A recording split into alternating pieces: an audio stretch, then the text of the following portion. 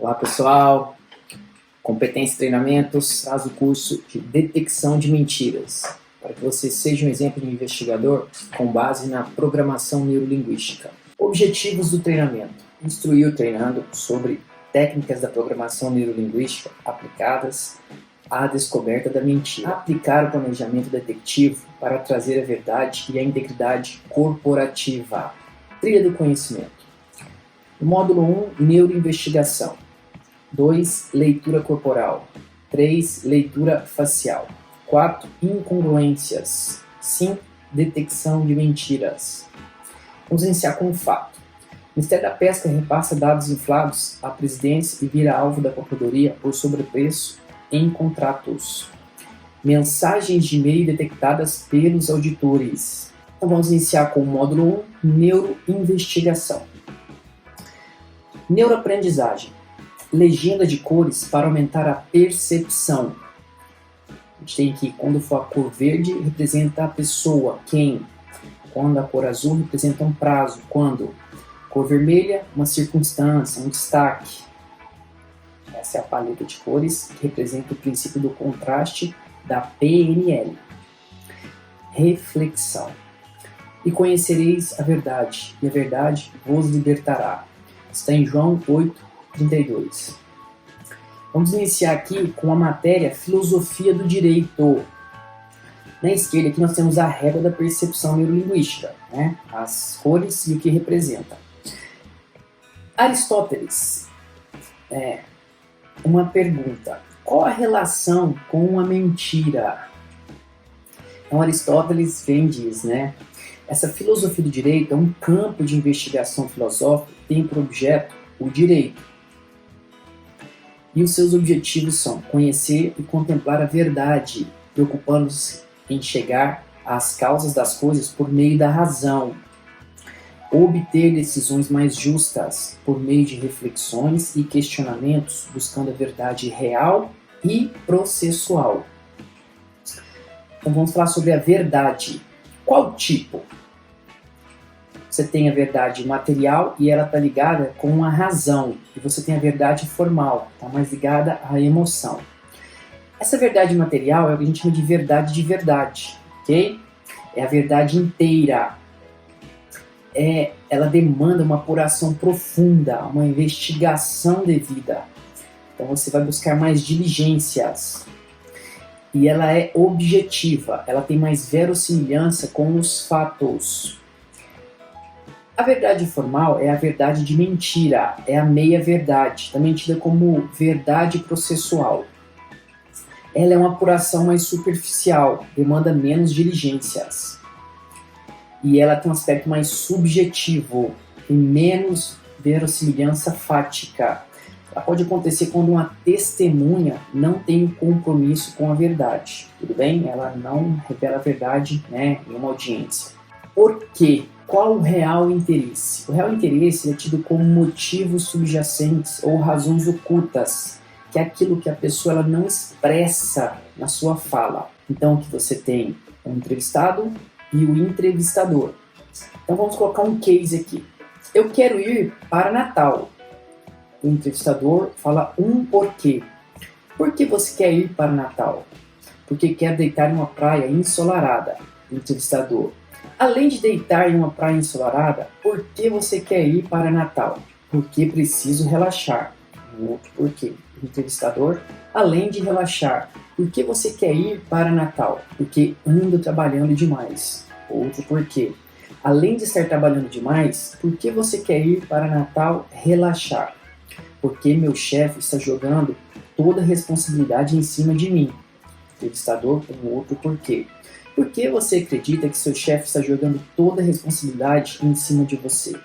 Aí você passa por esse funil de purificação e tem um resultado. O entrevistado diz: porque não consigo dizer não para ele e perder minha chance de promoção. Porque você chegou nos motivos subjacentes ou razões ocultas. É o que a gente chama de background check, ou checagem do pano de fundo. E aqui a gente tem uma técnica, eu gosto de chamar ela de efeito cebola. Você vai descascando ali na entrevista com 5 níveis, que são 5 porquês, e você consegue chegar na essência. Em verdade, Cuidado com o lobo vestido de cordeiro. Então nós temos aqui degraus. Primeiro é impropriedade, certo? E ela causa um desempenho ruim, uma queda de desempenho. Depois já tem irregularidade, é onde entra aqui essa mentira substancial. E depois ela pode evoluir para impropriedade, que além de descumprir com regras, descumpre com princípios e ela causa uma lesão à corporação. Então ali na primeira ela está embaixo desse guarda-chuva do erro.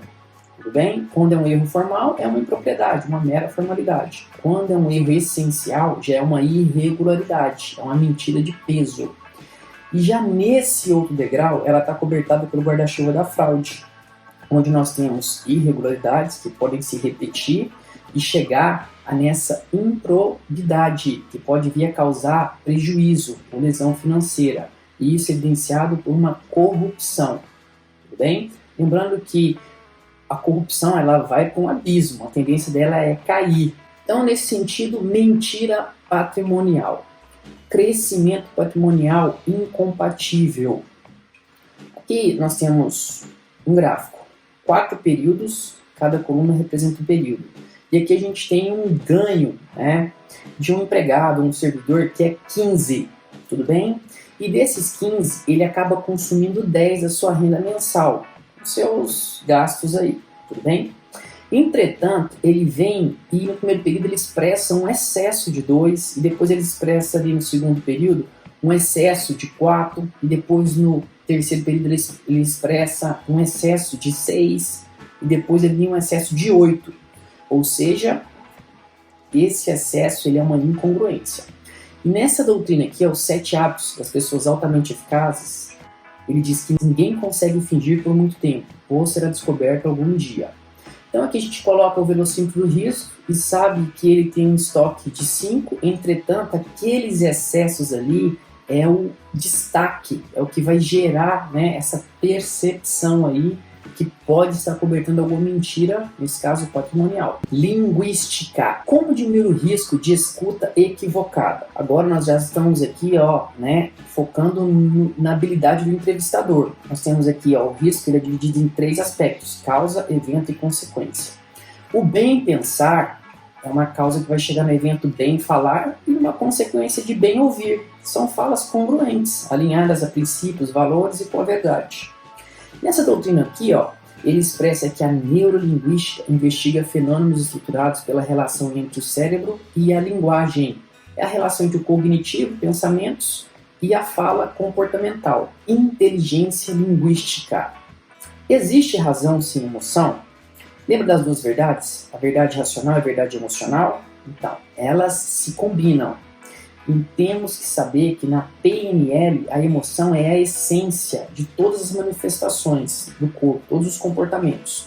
Então, seja no foco da mente, seja na expressão ou fisiologia do corpo e seja na linguagem da fala, ok? A emoção ela é a essência que circunda essas manifestações aí, no caso do entrevistado. Neurolinguística. Nós temos aqui no primeiro momento as emoções, e no segundo os pensamentos, e no terceiro que é a escuta, e no quarto, o hábito, e no quinto, o resultado. Então, para você que quer se tornar um excelente entrevistador, né, emoções que energizam, pensamentos bons, escuta ativa, hábitos saudáveis e resultados extraordinários. Esse é o fluxo da PNL. Vamos voltar para a filosofia. Ouvir para revelar a verdade. Aristóteles expressa que somos o que repetidamente fazemos. A excelência, portanto, não é um feito, mas um hábito. Então, para se tornar esse neuroinvestigador, okay, tem que ter essa repetição. Então, vamos entender a neurociência da mentira. Nós temos aqui o hemisfério esquerdo e ele lida com a razão. Nós temos o hemisfério direito, ele lida com o instinto. Nós temos aqui, no hemisfério esquerdo, a escuta. E no hemisfério direito, já a visão de canais de sentido. No hemisfério esquerdo, nós temos o interesse público, normas objetivas. Já no hemisfério direito, nós temos o interesse privado, normas subjetivas. E no hemisfério esquerdo, nós temos o poder de análise. E temos a questão de analisar partes, onde tem um grande toque para o investigador. E já no hemisfério direito, nós temos o poder de síntese, reunir o todo, aquela visão sistêmica. E aí, onde fica a mentira? Em qual hemisfério se predomina? Ela se predomina ali, naquele instinto que vem da mente reptiliana, uma mente até animalesca que o ser humano carrega dentro de si. Então, a mentira é um impulso que sobrepõe à razão, podendo se basear no medo ou no desejo de levar vantagem. Mente da mentira. Nessa doutrina aqui, o poder do subconsciente diz: a mente subconsciente não tem capacidade para contestar o que lhe dizem.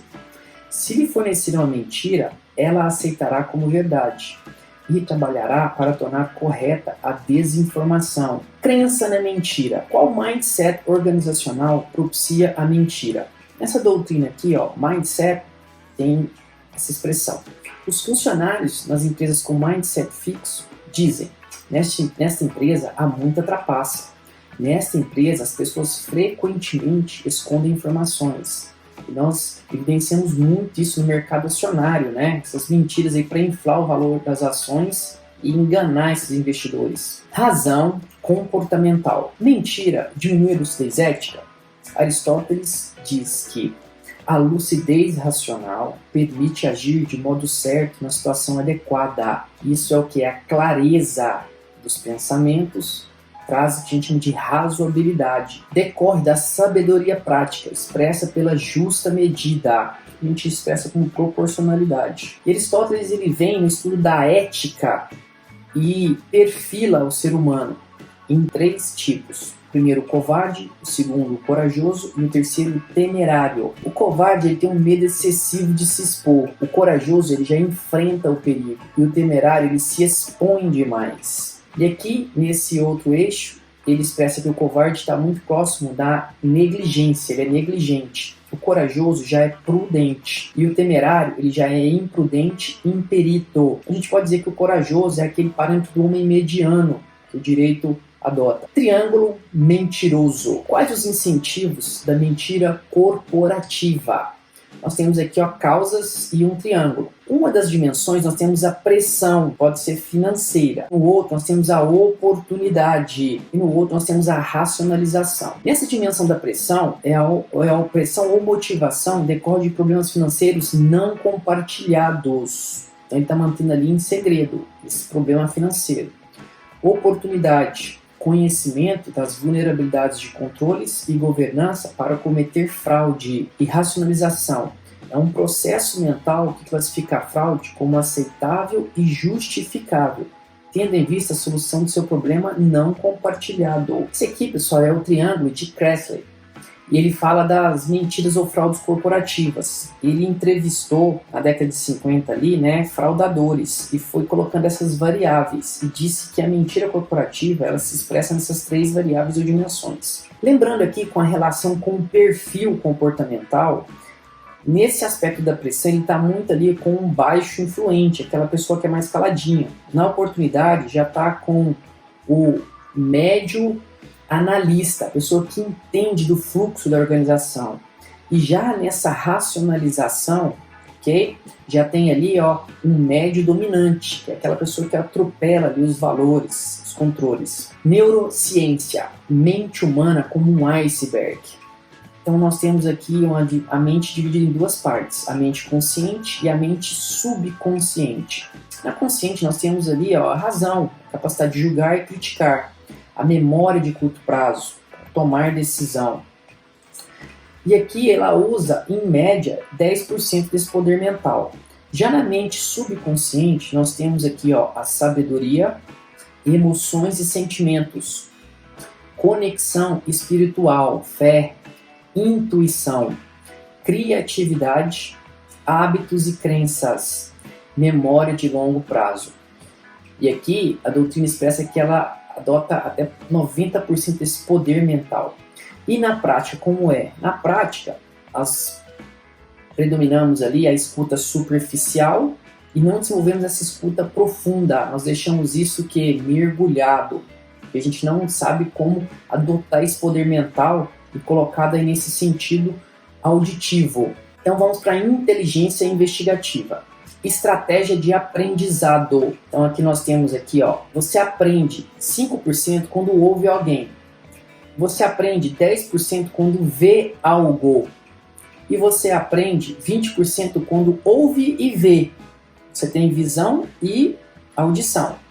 E você aprende 30% quando demonstra algo. Você já tem sinestesia, já tem movimento aqui. E você aprende 50% quando discute em grupo. E você já aprende 75% quando faz algo, quando aplica.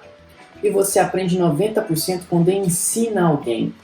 Isso aqui está na doutrina, né, de aprende como Einstein. E ele diz que quanto mais proativamente você participar da descoberta da informação, melhor a compreenderá. Então, um bom investigador ele vai focar ali, ó, nesse aspecto do aprendizado ativo. Pode perceber que ali ele está muito dentro daquela primariedade, que é a informação à primeira mão. É o que os jornalistas investigativos sempre buscam, né? Ir na fonte. Ânsia da compreensão. Você pensa na resposta enquanto o outro fala contigo? Então nós temos aqui a escuta, e quando predomina o hemisfério esquerdo, e quando você associa com a sinergia do hemisfério direito. Ouvir superficialmente. É uma voz que não será ouvida, né? O essencial, ele não é audível aos ouvidos. Quanto ao critério tempo, nos primeiros segundos se ocupa em preparar a resposta em vez de prestar atenção para tentar entender. Aqui é aquela postura até defensiva, né? Já nesse ouvir profundamente, nós temos uma voz que seja ouvida e valorizada. E dentro dessa questão aqui, ó, de agenda, deve-se programar neurolinguisticamente para ter tempo suficiente para se concentrar em entender antes de comunicar as próprias ideias. Uma visão até altruísta, que a gente chama de escuta ativa. Então, ouvir. Você precisa aprender isso. Nessa doutrina aqui, ele diz que precisamos aprender a ouvir para nos relacionarmos eficazmente com outras pessoas. E isso exige força interior. Ouvir implica paciência, mente aberta e vontade de compreender. Qualidades supremas do caráter. Vamos para escuta. Desenvolver a capacidade de escuta. Ouvir com a mente. Quanto a resultado, né, a tendência cultural de usar o relacionamento com o outro para favorecer seus interesses egoístas. Já em outro aspecto, ouvir com o coração. Escutar profundamente os outros, com respeito e servi-los são atitudes que causam enorme realização. Vai aumentar o desempenho corporativo. Inclusive, é uma liderança, né, de escuta isso. O líder ele sabe ouvir. Por isso que pessoas bem-sucedidas escutam até o final. Agregar valor. Escutar profundamente é o objetivo de um investigador? Ele tem que ter caminhos para isso. E para chegar lá no resultado, escuta realizada, isso vai demandar, né, a efetividade. Então vamos colocar uma cadeia de valor. Você tem um resultado, uma informação. E você tem aqui, ó, uma entrada, palavras sonoras, é a fala do entrevistado. Você vai passar por esse ciclo aqui, ó, de neuroprocessamento, que é a análise, que o investigador tem que aplicar. Então ele vai ter que se programar para ter calma, harmonia. Ele vai ter que ter essa perspicácia, né, da razão, conhecer as referências. Ele vai ter que entender a coerência, tudo bem, na fala. E ele tem que ter essa escuta ativa, essa análise empática, entender as emoções que estão por trás daquela fala. E assim ele vai ser capaz de detectar o que é congruente. E nisso ele vai ter essa eficiência na investigação. E quando ele repete essas investigações e tem bons resultados, ele vai gerar eficácia. É o hábito. De um modo contrário, se não seguir esses princípios da PNL, ele vai gerar a deficiência. Então vai ter um alto risco de não ter essa escuta. É o que a gente chama de escuta passiva. Como a sua mãe diz, entra no ouvido, sai no outro. Para obtermos essa competência auditiva, e isso está ali ligado com a moral, com o crescimento moral, nós temos uma chave. Então você tem aqui o conhecimento. O que ouvir? Por que ouvir? E nós temos a habilidade, como ouvir. E nós temos a atitude, querer ouvir, desejo. Para que você concentre esse chá, conhecimento, habilidade e atitude, você é capaz de girar a chave e ligar essa competência auditiva. Aqui tem uma técnica interessantíssima, usada pelos melhores serviços de investigação do mundo, que é o rapport. O que é isso? Rapport é uma conexão da escuta com as emoções do entrevistado. Então aqui, é a técnica de estabelecer harmonia com o entrevistado para entrar no seu mundo, representando a essência da comunicação bem-sucedida. O entrevistador conduz o entrevistado a sentir que está sendo acolhido e entendido. O entrevistador apresenta uma linguagem que mostra um forte vínculo comum com o entrevistado. A gente chama de raporização. Como aplicar? A estratégia é espelha, espelha, espelha e conduz. A gente está trabalhando aqui com neurônios espelhos, certo? Com neuroassociação. Então, esse é o primeiro aspecto. E o rapport começa após a influência, após que você abre a porta do coração do entrevistado. E ele aumenta a detecção de informação. Então, aqui é uma grande técnica de entrevista e de detecção de mentira. Tanto que o rapport é muito mais fácil de acontecer com o policial bom. Tudo bem? E adiante nós vamos ver essa técnica aí também. Case. Dog, o maior investigador dos Estados Unidos. Dwayne Chapman, conhecido como Dog, ex-detento que soube transformar a dor que a prisão lhe causou para mudar sua filosofia de vida. Quando saiu da prisão, passou por dificuldades financeiras, sendo processado por atraso no pagamento de pensão alimentícia. O juiz ofereceu-lhe uma oportunidade de ganhar dinheiro, procurar um estuprador na região do Denver. Havia mais de um ano que a polícia vinha procurando. Em apenas 3 dias, Dog o localizou. Esse foi o início de uma brilhante carreira de investigação particular, tendo realizado mais de 3.000 prisões. Ele alcançou uma média de 360 prisões por ano. Esse case está nessa doutrina que chama Desperte seu gigante interior. Como ele teve esse resultado? Como ele soube ligar os pontos? Dog é um homem muito espiritual, cujo objetivo não é apenas capturar o criminoso, mas também ajudá-lo a promover mudanças em sua vida. O fator de sucesso, a avaliação de Dog. Ele entrevista os parentes ou amigos da sua presa e por diversos meios obtém as informações de que precisa. Descobre alguns dos valores, convicções e regras habituais da pessoa que está perseguindo. Passa a compreender suas referências de vida, o que lhe permite pensar da mesma maneira que a pessoa e antecipar seus movimentos com uma fantástica precisão. Pessoal, a detecção de mentira nesse contexto corporativo é um procedimento incentivado pela governança? Sim, é um princípio do ambiente de controle, no qual a organização demonstra ter comprometimento com a integridade. Tanto que a ISO 37001, que trata do sistema de gestão de suborno, ela trata do due diligence, que é uma investigação profunda.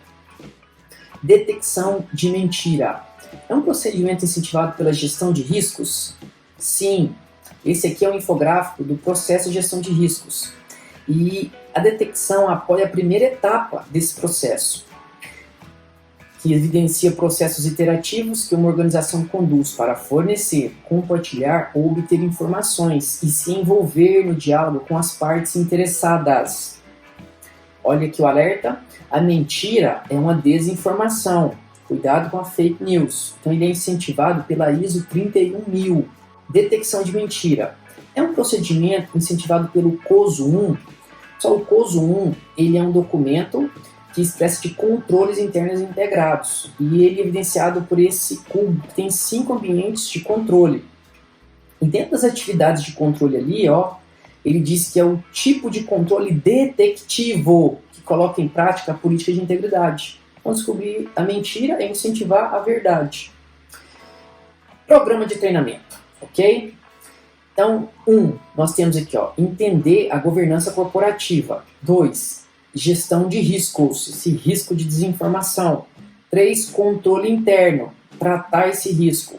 4, português neurolinguístico, para dar coerência nas informações corporativas E 5, quando for o caso, detecção de mentiras. Então a gente tem aqui o curso que é a governança corporativa, um que é a gestão de riscos, um que é o controle interno, o outro que é o português neurolinguístico, e agora nós estamos nesse detecção de mentiras. É uma atividade de monitoramento. Pessoal, a gente encerra aqui o primeiro módulo, eu deixo o meu até mais, tá bom? E detecção aí, para trabalhar com a verdade. No próximo módulo, preparamos um excelente conteúdo sobre leitura corporal. Você sabe qual a relação da mentira com os gestos corporais? Nos vemos lá.